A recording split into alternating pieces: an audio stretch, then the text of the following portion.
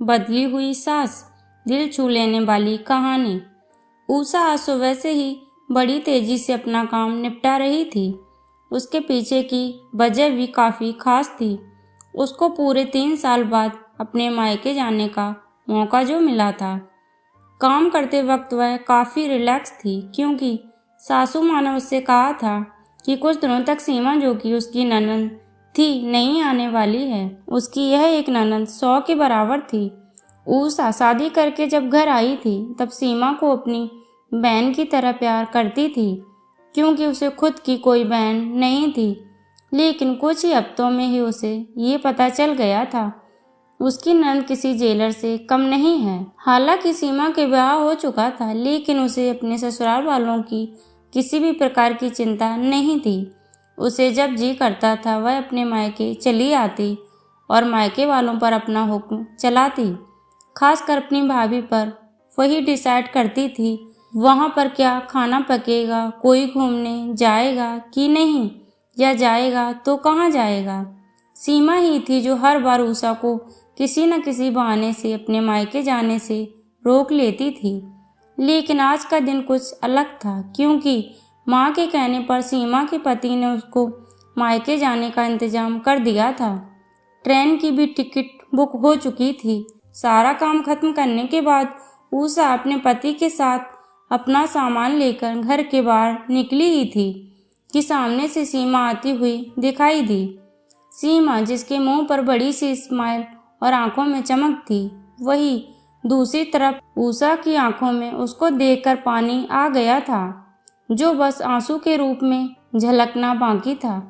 भैया भाभी के पास आकर सीमा ने कहा, क्यों भैया, कहाँ चले?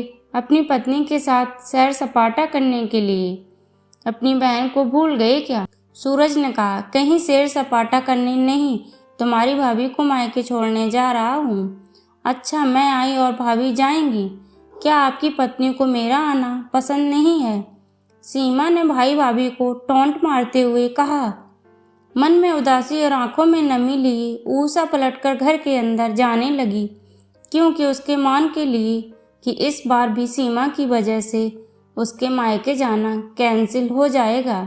लेकिन तभी सामने से उसकी सास आई और बोली, तुम दोनों अभी तक रेलवे स्टेशन नहीं गए? क्या गाड़ी के पीछे दौड़ते हुए जाओगे? सीमा बीच में टपकते हुए बोली, यह क्या कह रही हो माँ? मैं आई हूँ और आप भाभी को मायके भेज रही हो? क्या अब आपको मैं इतनी खटकने लगी हूँ? माँ ने सीमा को डांटते हुए कहा, तेरा क्या है बेटा, तेरे लिए ये मायका थोड़ी ही है। यह तो तेरे लिए एक प्रवास स्थल है, जहाँ तू जब जी चाहे, जब अपने ससुराल में बोरियत महसूस करे, आ जाती है।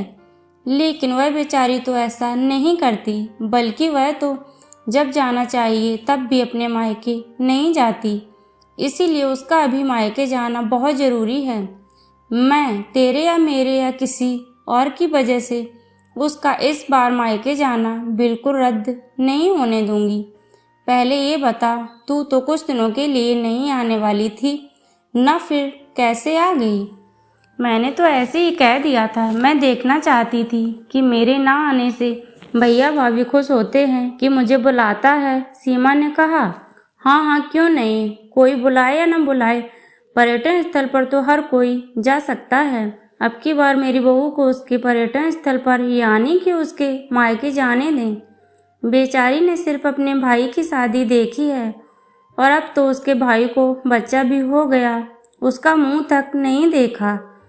उसने उसे भी अपने हिस्से का सुख भोगने दें। माँ ने सीमा को फटकारते हुए और उषा की साइड लेते हुए कहा, हाँ हाँ, क्यों नहीं, कोई बुलाए या न बुलाए, पर्यटन स्थल पर तो हर कोई जा सकता है। अब की बार मेरी बहू को उसके पर्यटन स्थल पर, यानी कि उसके मायके जाने दें। बेचारी ने सिर्फ अपने भाई की शादी देखी है और अब तो उसके भाई को बच्चा भी हो गया, उसका मुंह तक नहीं देखा। अपनी सास के मुंह से अपने लिए ऐसे शब्द सुनकर उषा की आंखें छलक गईं। उसने अपनी सास को गले से लगा लिया। सास ने कहा, बहुत हो गया प्यार, जल्दी जाओ वरना ट्रेन छूट जाएगी। अपनी माँ का बदला हुआ रूप देखकर सीमा बहुत हैरान थी। उसे यकीन नहीं हो रहा था कि यह वही माँ है जो उसका हर काम मानती थी और हमेशा उसका पक्ष लेती थी, चाहे बहू सही हो या गलत। वही माँ अपने मन में अपने उस दोस्त को धन्यवाद दे रही थी जो कुछ दिनों पहले उसके घर आई थीं और कुछ दिन रही थीं और जाते जाते उसकी आंखें खोल गई थीं। सहेली ने उन्हें बताया था कि वह अपनी बेटी का मोह छोड़ दे, वरना अपनी बहू और बेटे के मन में अपनी इज्जत खो देंगी। बिना सोचे समझे, बिना अच्छे बुरे का विचार किए हर फैसला सिर्फ अपनी बेटी के हिसाब से लेना सही नहीं है। रेलवे स्टेशन पर ट्रेन के डिब्बे में बैठी उषा के चेहरे पर एक बहुत प्यारी मुस्कान थी, जिसे देखकर सूरज को महसूस हुआ कि यह वही प्यारी मुस्कान है जिसे उसने 3 सालों से देखी नहीं थी।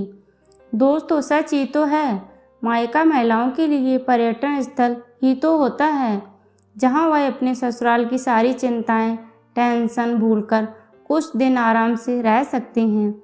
दोस्तों, ऐसी कहानियां सुनने के लिए चैनल को सब्सक्राइब करें, वीडियो को लाइक करें।